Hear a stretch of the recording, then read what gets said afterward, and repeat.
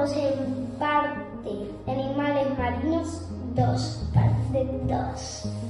Son muy curiosos y raros. Ahora es el turno del pez rana rayado.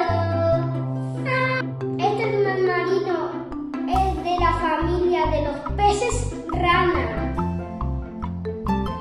Amiguitos, te digo cómo es el pez rana rayado. Es gordito, tiene rayas y tiene una caña de pescar de una antena y tiene como un gusanito de hace atrapar a los animales y después comérselos.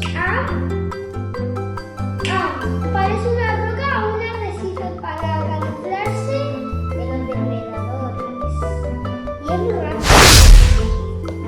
Amiguitos, me llegaron al pez rana rayado en 10 segundos.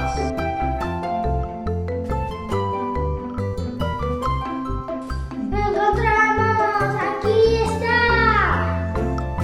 ¡Sí! Ahora es el turno del pulpo de cristal. Amiguitos, imagínate un pulpo transparente. Es como un vidrio o gelatina. Se le ven los órganos y los ojos. ¿Sabes qué se alimenta? De bichos del mar. Amiguitos, ahora es el turno de la beluga.